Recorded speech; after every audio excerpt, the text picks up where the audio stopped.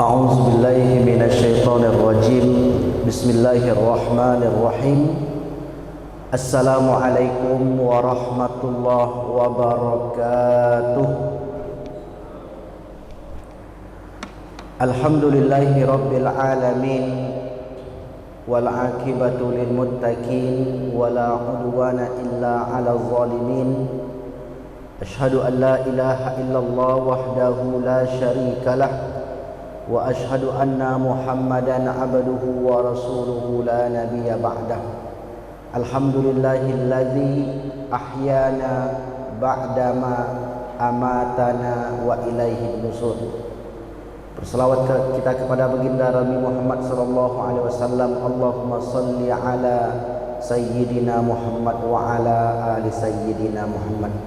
Bapak Ibu yang dimuliakan Allah Subhanahu wa taala, insyaallah pada pagi ini kita akan melanjutkan kajian perjalanan hidup setelah kehidupan di dunia ini. Kita semua yakin dan percaya bahwa hidup kita tidaklah sampai di dunia ini saja. Ada kehidupan yang panjang, kekal, lagi abadi, yaitu kehidupan akhirat. Kehidupan dunia bersifat sementara, yang barangkali ada yang 50, 60, 70 dan 80 tahun.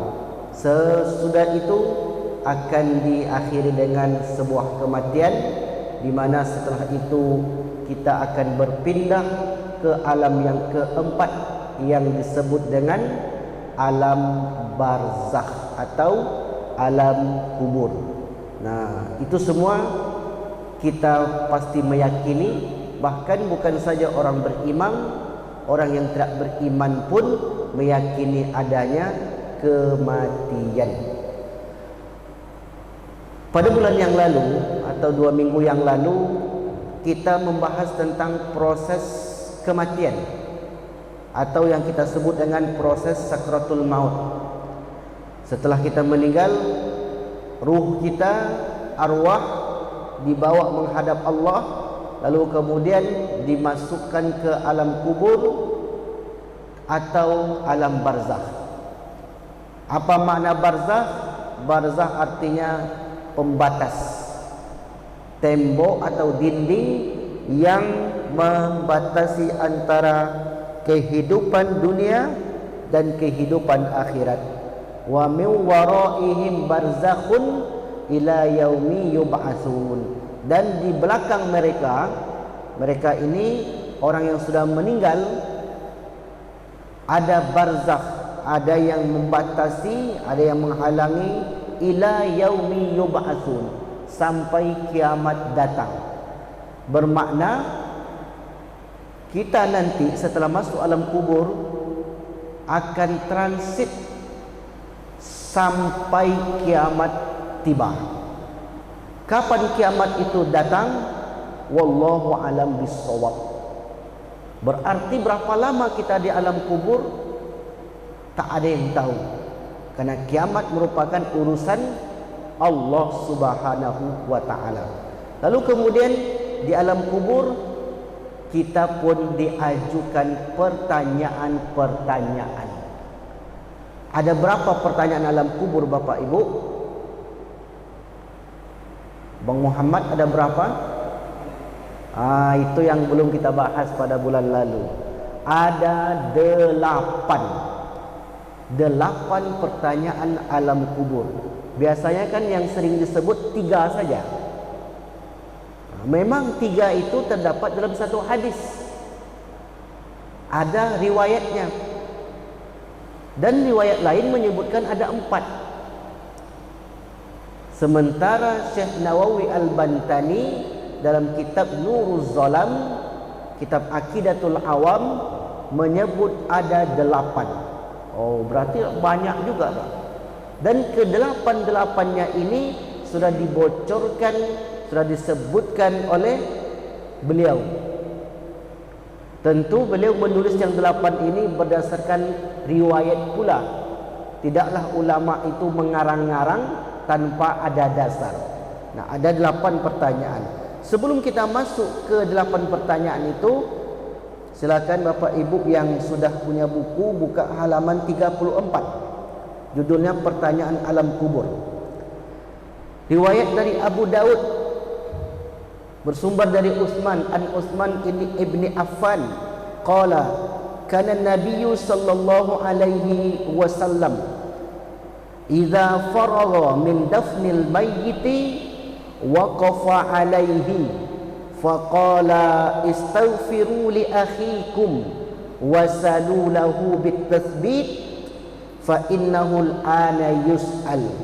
Dari Utsman bin Affan berkata, Nabi sallallahu alaihi wasallam bersabda, apabila kalian, berarti kita orang yang beriman, menguburkan si mayit, faragha min dafnil mayyiti, setelah selesai menguburkan mayit, waqafa alaihi, hendaklah berhenti sejenak. Di mana kita disuruh berhenti? Di sekitar kuburan. Habis menguburkan si mayit, tidak dianjurkan pulang langsung. Karena sebagian orang habis kuburkan, tak ada ini, tak ada itu, langsung pulang. Ternyata tidak demikian. Rasulullah waqafa artinya waqaf artinya berhenti. Berhentilah kalian alaihi, di sampingnya, di sekitarnya. Setelah kita berhenti, apa yang kita lakukan? Istaghfiru li akhikum, mintakan ampun kepada saudara kalian yang baru saja meninggal ini. Disuruh beristighfar. Istighfar artinya memintakan ampun kepada Allah Subhanahu wa taala atas si mayit ini. Dalam riwayat yang lain Bapak Ibu yang berbahagia, Rasulullah bertasbih. Sabbaha Rasulullah sallallahu alaihi wasallam fasabbahna tawilan wa kabbara Rasulullah sallallahu alaihi wasallam fakabbarna tawilan. Setelah selesai menguburkan mayit, Rasul bertasbih. Jumlah tasbihnya enggak disebutkan. Subhanallah, subhanallah, subhanallah, subhanallah, subhanallah. Enggak disebutkan dalam hadis itu. Dalam riwayat tersebut disebutkan dalam riwayat lain berapa banyak Rasulullah bertasbih? Setidaknya 33 kali. Ini selesai dikuburkan nih Pak. Bukan langsung pulang begitu saja. Ini manusia, makhluk mulia. Bahkan ketika mandikan pun mesti dengan etika, ada adabnya. Ketika masukkan ke liang lahat pun ada doa. Doa itu dah saya kirim ke Pak Ketua. Masih ingat ya Pak ya? Doanya apa ketika kita masukkan jenazah itu? Allahumma ftah abwabas samai. Ya Allah, bukalah pintu langit liruhi fulan, untuk arwahnya si fulan ini. Wa akrim nuzulahu, dan muliakanlah tempat turunnya ini. Wa wasi' qabrahu, luaskanlah kuburannya ini. Wa nawwir lahu fihi, dan berilah kuburnya ini cahaya. Itu yang dibaca ketika meletakkan jenazah di liang lahat. Orang yang menyaksikan pun disunahkan untuk membaca doa tersebut. Begitu etika adab dalam agama kita itu dijunjung tinggi. Kemarin kita sampaikan juga, ketika mata orang itu terbuka, kita pun membaca doa. Bismillahi wa ala millati Rasulillahi sallallahu alaihi wasallam. Itu doa yang kita baca ketika kita melihat jenazah yang belum dimandikan, yang belum dikuburkan, sambil menutup matanya. Kalau matanya sudah tertutup, dikias saja, diisyaratkan saja. Begini. Begitupun setelah dikuburkan, Rasulullah bertasbih, kemudian Rasulullah bertakbir, fakabbara Rasulullah. Apa kata sahabat? Fasabbahna tawilan, kami pun bertasbih dengan jumlah yang panjang. Ada riwayatnya dalam buku kita ini. Di jilid yang pertama nanti Bapak Ibu sedang lihat. Judulnya di Kehidupan di Alam Barzakh. Lalu kemudian setelah Rasulullah bertasbih, sahabat pun bertasbih. Setelah Rasulullah bertakbir dan sahabat pun bertakbir. Tak disebutkan jumlahnya Pak. Berarti jumlah ini tergantung kepada pribadi kita. Mau kita buat 33, mau kita buat 34, karena tidak ada aturan baku. Yang diatur oleh Nabi, bertakbirlah kalian, bertasbihlah kalian, dan mintakan ampun, istighfarkan. Lalu kemudian kata Rasulullah, wasalu lahu bitasbih, mintakan si mayit ini kepada Allah agar dia kokoh dalam menjawab pertanyaan. Fa inal an, karena sekarang dia ini sedang ditanya. Maka ada yang menyebut doa itu dengan doa tasbih. Pernah dengar Pak? Doa tasbih. Tasbih itu artinya dikokohkan. Untuk apa dikokohkan Ustaz? Begini. Anak kita sedang kuliah, sudah belajar, sudah baca buku, sudah diskusi, sudah bertanya dengan dosen dan kawannya. Besok mau ujian, telepon ayahnya, ya ibu, tolong doakan Ananda karena besok mau ujian, supaya hati Ananda dikuatkan, dikokohkan. Padahal dia sudah berusaha, sudah belajar. Kenapa mesti minta doa lagi? Bisa jadi dia grogi, bisa jadi dia hal banyak dipikirkan, sehingga dengan doa tersebut dia pun dapat dengan mudah menjawab pertanyaan-pertanyaan yang diberikan kepada dia. Itu di dunia, apalagi ini di akhirat, di alam kubur yang bersifat pasti akan kita lalui. Maka Rasulullah wasalulahu bitasbih, mintakan tasbih agar dikokohkan. Apa doa tasbih itu? Nah, doa tasbih, doa agar dikokohkan. Jadi kalau saya ilustrasikan Bapak Ibu, ini selesai dikubur nih, tanah sudah digemburkan, kemudian dipimpin oleh satu orang atau mungkin pribadi-pribadi, yang penting berdoa, lalu kemudian dia beristighfar minimal 3 kali, kemudian dia bertakbir, kemudian dia bertasbih, kemudian dia bertakbir, kemudian sesudah itu dia mintakan doa. Dia pun berdoa kepada Allah Subhanahu wa taala. Apa di antara doa tasbih itu? Mudahnya nanti Bapak Ibu lihat di surat Yasin yang banyak dibuat oleh orang-orang kita. Itu di antaranya. Saya bacakan, Allahumma ighfir li hayyina wa mayyitina wa syahidina wa ghaibina wa zakarina wa unsana wa saghirina wa kabirina. 8. Ya Allah, ampunkanlah si mayit yang sudah meninggal ini, li mayyitina, mayat kami ini, dan yang hidup, yang kecil, yang besar, yang tua, yang muda, laki-laki ataupun perempuan. Ada berapa? Ada 8. Itu salah satu doa tasbih.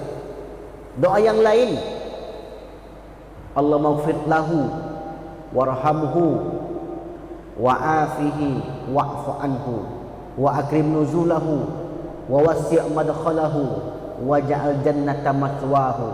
Allahumma ja'al qabrahu rawdatan min riyadil jinan wa la taj'al qabrahu hufratan min hufarin niran waqsilhu bima'is salji wal baradi wa nakkihu minal khotoya kama yunaqqas thawbul abyadu minad danas wa abdilhu daran khairan min dari wa zawjan khairan min zawji wa ahlan khairan min ahli. Artinya, ya Allah, ampunkanlah orang tua kami ini, abang kakak kami ini, maafkanlah dia, muliakanlah tempat turunnya, luaskanlah kuburnya, mandikanlah dia dengan air yang bersih. sehingga tidak ada satupun dosa-dosa yang dia bawa menghadapmu. Kemudian gantilah rumahnya yang ia tinggalkan di dunia dengan tempat yang mulia di sisimu. Gantilah teman yang ia tinggalkan di dunia dengan teman yang berada di sisimu. Gantilah kawan hidup. Kawan hidup ini berarti yang selalu menemani dia, yang dia tinggalkan di dunia, dengan yang baru di alam barzah. Oh, berarti di alam barzah itu kita bisa bertemu dengan yang lain, Pak. Para ulama sepakat berdasarkan riwayat-riwayat dari Rasulullah SAW meyakini bahwa setelah kita meninggal nanti kita akan bertemu lagi, kita akan reunian lagi. Jangan anggap meninggal habis itu hidup masing-masing, bukan. Karena kata Imam Ibn Qayyim Al-Jauziyah dalam kitab Ar-Ruh, manusia di alam kubur dua kelompok, dua kloter, dua firqah. Yang pertama, arwahun, ruh atau orang yang mu'na'amatun, yang mendapatkan nikmat dari nikmat kubur. Dikumpulkanlah mereka itu. Sesama mereka pelaku ahli taat, pelaku ahli ibadah, orang-orang yang taat. Orang-orang yang baik dikumpulkan bersama orang-orang yang baik. Wa ahlul mu'azzabah, dan orang yang kena azab bersama orang yang kena azab. Arwahun muna'amatun wa arwahun mu'azzabatun. Itu bahasa Ibnu Qayyim Al-Jauziyah dalam kitab Ar-Ruhnya. Karena tak mungkinlah Bapak Ibu yang berbahagia, orang yang baik dikumpulkan bersama orang yang buruk. Di dunia saja sudah tak berlaku demikian, apalagi ini dalam pengawasan Allah, pengadilan Allah. Jadi seperti apa kita nanti di alam kubur, yang alam itu pasti kita lalui, seperti apa kita hidup di dunia, itu penentunya. Karena sebelum ini kita sampaikan seperti apa cara meninggalnya seseorang.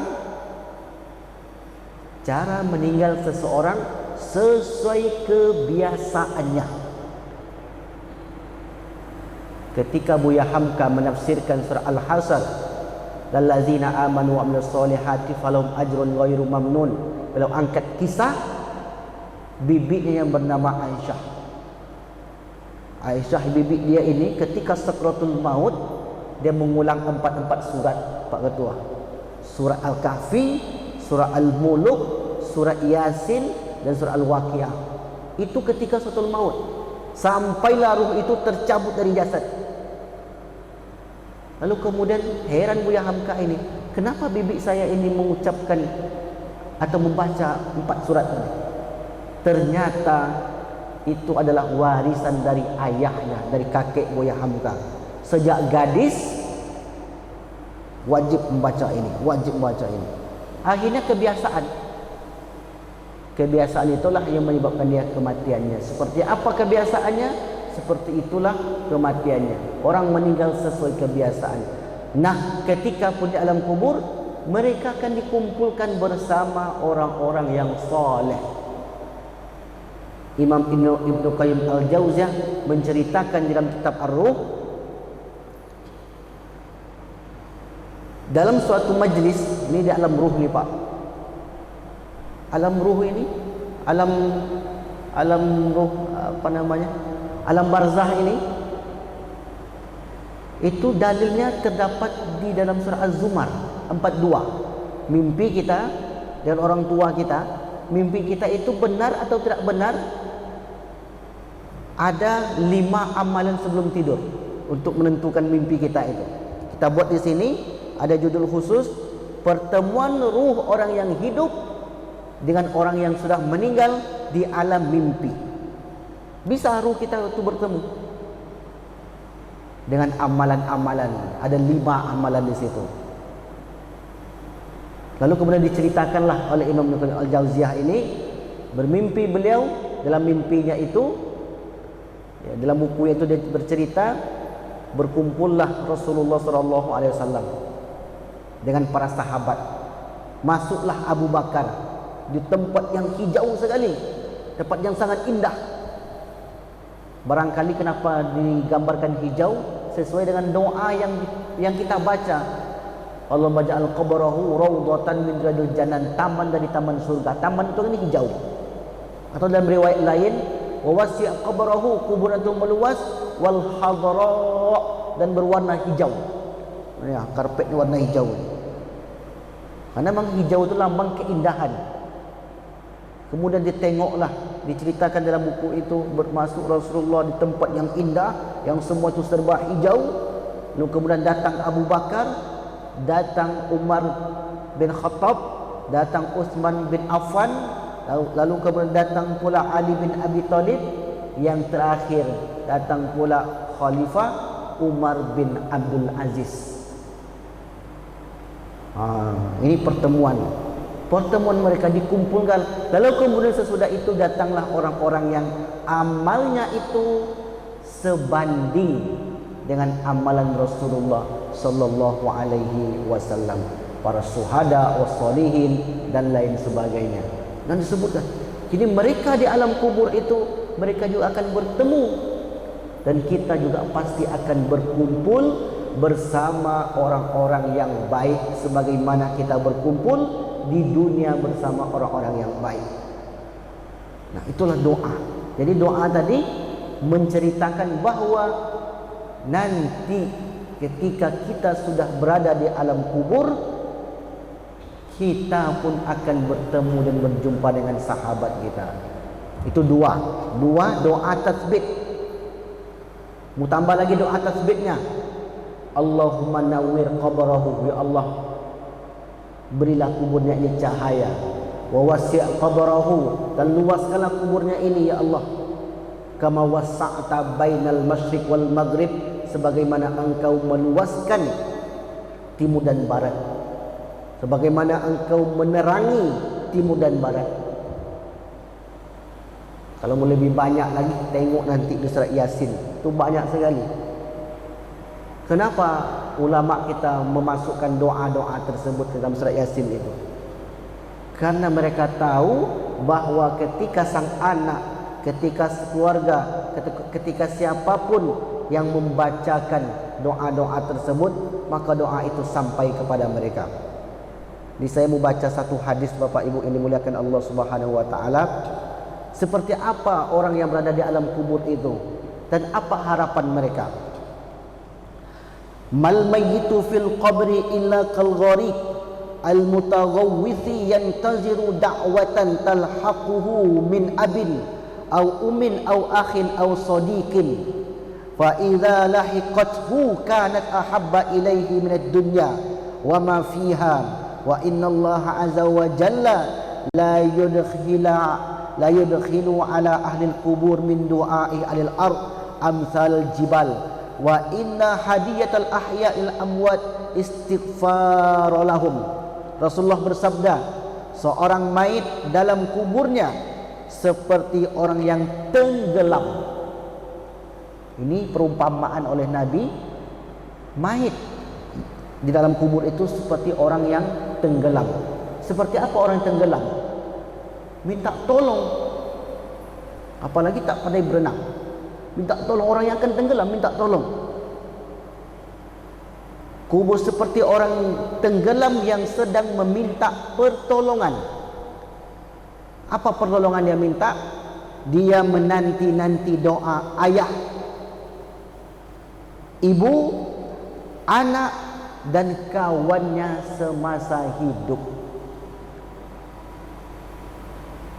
Jadi walaupun tak ada hubungan keluarga dengan mereka, kita doakan abang kita, saudara kita.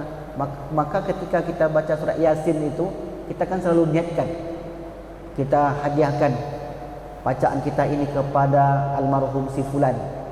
Kita hadiahkan kepada almarhum si fulan. Bikramil Fatihah, ini baca Al-Fatihah. Kita bacakanlah Al-Fatihah, surat Al-Fatihah tersebut. Apabila doa itu sampai kepadanya, doa itu sampai kepadanya, berarti ada yang menghalangi. Ada yang sampai dan tidak. Kenapa terhalang? bisa jadi niatnya yang berdoa ini tidak ikhlas. Bisa jadi. Karena doa yang ikhlas akan disampaikan oleh Allah Subhanahu wa taala. Apabila doa itu sampai kepadanya, maka itu lebih ia sukai daripada dunia berikut segala isinya.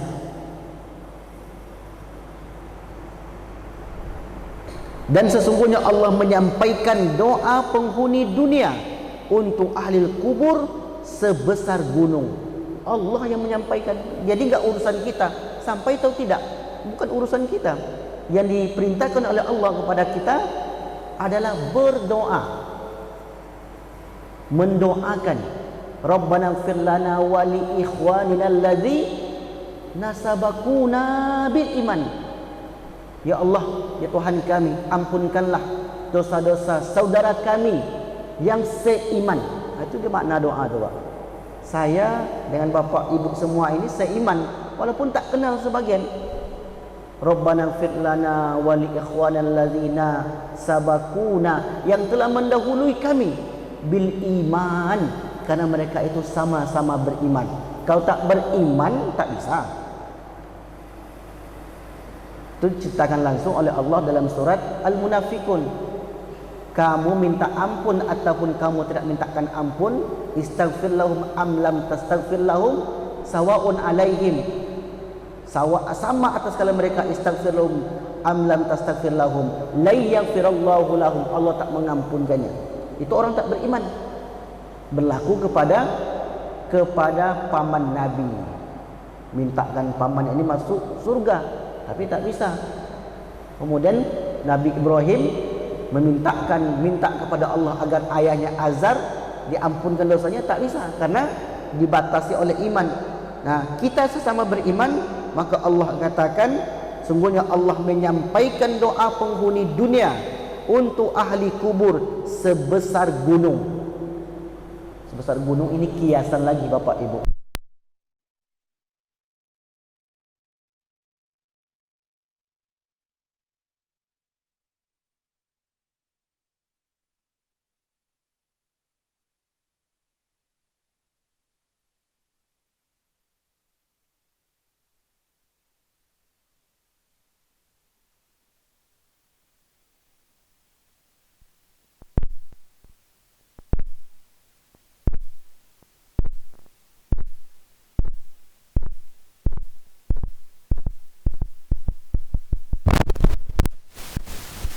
Teman ayah kita itu dilakukan dulu oleh Abdullah bin Umar. Ayahnya Umar bin Khattab sudah meninggal. Dia ingin berbakti kepada ayahnya dengan cara berbuat baik kepada teman ayahnya. Maka